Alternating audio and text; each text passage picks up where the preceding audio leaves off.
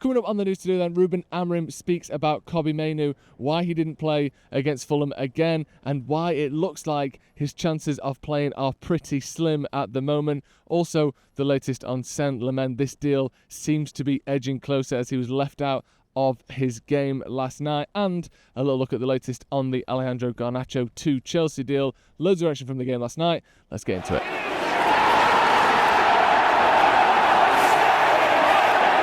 Hello and welcome to Stretford Paddock. My name is Joe. That is Old Trafford, which means it is Monday, and this is the news. We've got loads to talk about today. Reaction from the game yesterday. A lot of Ruben Amorim's quotes have caused a little bit of a stir, especially on Kobbie Mainoo. Also, we're going to be talking about Manchester United's approach for a goalkeeper. Let's start with this Kobbie Mainoo stuff and the general response to the game last night. Obviously, we were doing the watch-along. Manchester United drawing 1-1 with Fulham, taking the lead, but missing a penalty, missing some good chances, not quite having that sort of, what would it be, the quality, the polish that we saw from the early parts of the game and for large parts of the Arsenal game, despite the result obviously being worse in that game. There's a few quotes that stood out. I think one in particular that has caused a few feathers to be ruffled is Ruben Amorim's quotes on Kobbie Mainoo. Now, Kobbie Mainoo, once again, an unused substitute in the game. Once again, United was chasing a goal toward the end as it was ending 1-1. And once again, Ruben Amorim thought Manuel Ugarte and, for some reason, Harry Maguire and who else was it who came on? There's another defender that came on. Aidan Heaven, it was, were the best placed people to win Manchester United the game. Now, in the case of Harry Maguire, it pains me to say it, but I do think there's a chance that he can get you a goal. I mean, look at the best chance we had in the last 20 minutes of that game. It was a Harry Maguire header from a corner. So I understand why he's coming on. We don't know the fitness of Luke Shaw and of Lenny Yoro, why they came off. So maybe you can explain that.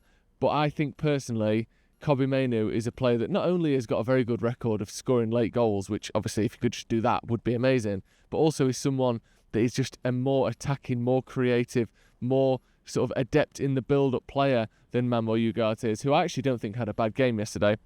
I know a lot of people are sort of not keen on Manuel Ugarte, and I can understand why, but I don't think he played poorly. He just doesn't have the skill set to help you win a game that you're losing. And this was the quote from Amorim on Mainoo after the game.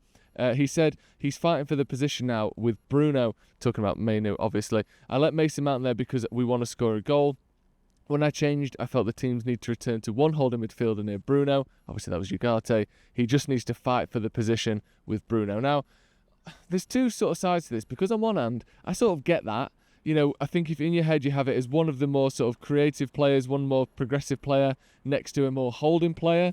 Obviously, Mainoo isn't the holding player. He's the more sort of creative, progressive player.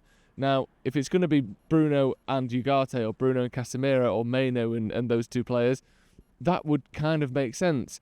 But this idea that Bruno and Mainoo basically aren't ever going to be on the pitch at the same time, even when we're chasing a goal, even when we're trying to win a game, it to me is a little bit worrying. I think it's a little bit worrying to a lot of people. And it's weird, isn't it? Because if you'd have asked me at the end of last season or the start of this season, what single issue, obviously there's many issues, but what single issue is really going to grab the fan base and sort of not turn them against Ruben Amorim, because I think that's pushing it too far, but just get them to start questioning him.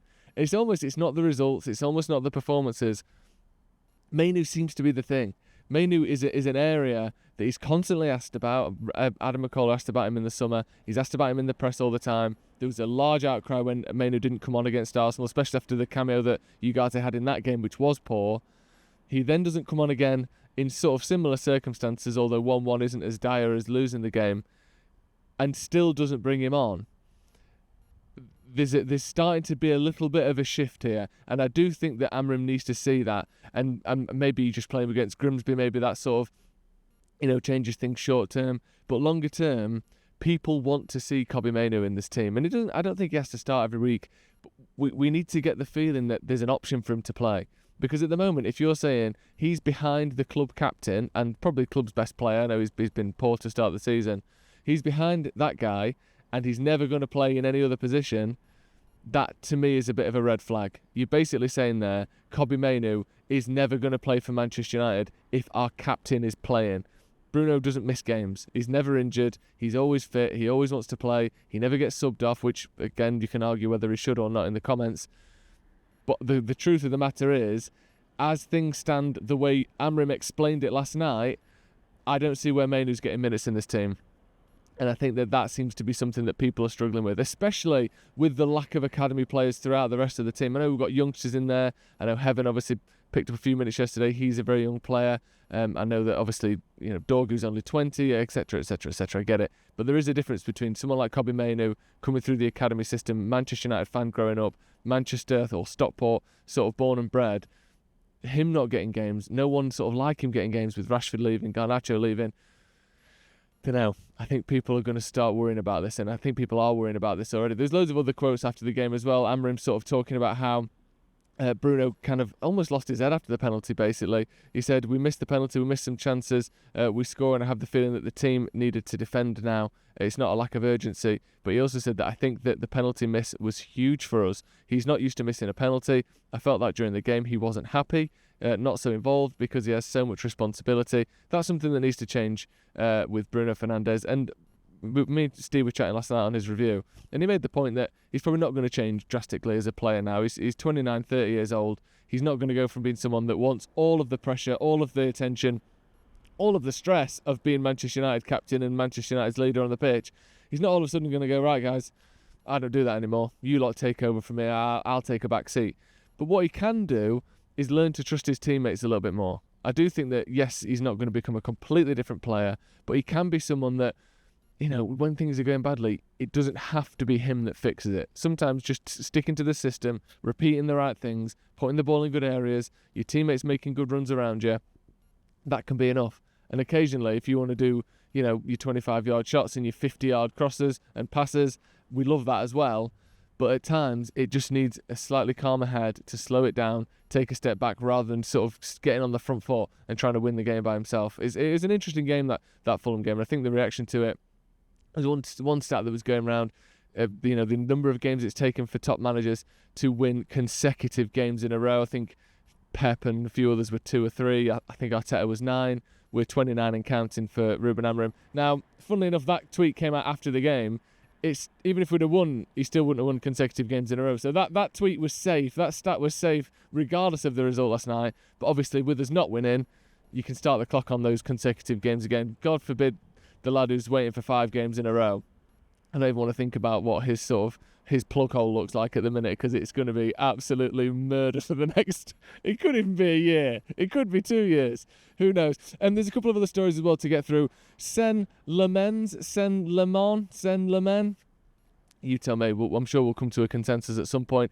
Was left out of the Royal Antwerp game in their league last night. Obviously, this seems to be ahead of this £17 million move to Manchester United. There's a lot of people reporting it. Obviously, you don't need a specific source from that. He literally didn't play. He literally was left out of the squad. There's your source. Royal Antwerp FC didn't play him because it looks as though he's moving to Manchester United. Obviously, this will be another, not a headache, but another decision for the manager to make. He's had this kind of stubborn-ish, or is it just realising Onana's not good enough kind of approach to Bayindir. Again, Bayindir yesterday looked, let's be honest, flappy at best from those in-swinging corners. It felt like every single time the ball came near him, he's sort of running backwards, he's tripping over, he's stumbling, not really, either stay on your line or collect the ball. He was doing neither almost every single time. So there's a huge weakness there.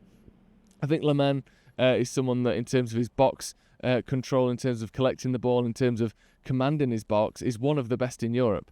His ball claiming from crosses is fantastic. His ball claiming from set pieces is fantastic. He's someone that he's almost of that kind of Courtois mould.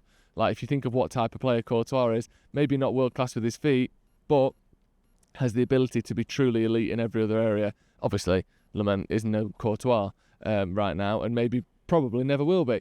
But I think in terms of styles, he's in that kind of ballpark, big, imperious sort of feeling about him, but not necessarily world-class with the ball at his feet. We're just sort of lurching back and forward from different things, aren't we? The only difference is, I suppose, he's only 17 million quid. This isn't a 50, 60 million pound player that might not be here in 2 years. He's a young guy who's improving a lot, and he's under 20 million quid. That's the sort of risk I want Man United to be taking at the moment. We'll see what happens with Onana and Bayindir as well. Obviously, there's still a lot to get through there, but that is something that United are seemingly working on. And it'd be nice, and it would be very Manchester United to announce that deal today, wouldn't it? Because we've had a bad result. The fans are getting a bit edgy. Let's give them a bit of good news. Let's talk about the stadium. Let's talk about that land over there, and that there might be Andy Burnham helping us out with it. I expect some good news coming down the pipeline today. And finally, we've got a story surrounding Garnacho and Chelsea's approach to him, which seems to be, on one hand, not progressing at all, and on the other hand, everyone's going, yeah, this will happen any time now. Basically, any time this will happen. But we don't know what the fee is. We don't know what the sort of the contract length is. We don't know anything about it, except it's probably going to happen imminently, really. One update from Fabrizio Romano was that Chelsea tried to give Manchester United Tyreek George the other way as an option as part of this deal. His 19-year-old is a winger, obviously kind of filling in some of the gaps that maybe would be left by Garnacho. It seems as though Manchester United weren't interested in that, and that the deal is still sort of expected to be done, according to Romano. Get it done then. You know, if it's expected to be done, we've known it all summer. He's turning down the likes of Bayern Munich, apparently, which to me, if that story is true, is just absurd.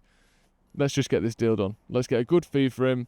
Maybe 45 million rising to 50 with add-ons, something like that, and just get the guy sold. And I think Amorim's reiterated in the press conference before the Fulham game that we aren't relying on sales to buy more players, but let's be honest, we all know the more you sell, the more you can buy. And so far, in terms of transfer fees from players that we have sold this summer, it is £0 coming in for Manchester United. We've made more money on Elanga going to Newcastle than we have on any of our players being sold. So that needs addressing very, very quickly. That's going to be all from me, though, here at Old Trafford. Get your thoughts in on the comments about that Kobbie Mainoo situation, about the game last night in general. Amorim was pretty defensive of the especially the work rate and the effort from the players, which I think was there. Sometimes it just felt like it wasn't being sort of directed and handled in the right way, especially after that penalty miss. Get your thoughts in the comments. We'll be back later on today, of course, with Uncensored and the Paddock podcast. Thank you very much for joining me. We'll see you in a bit.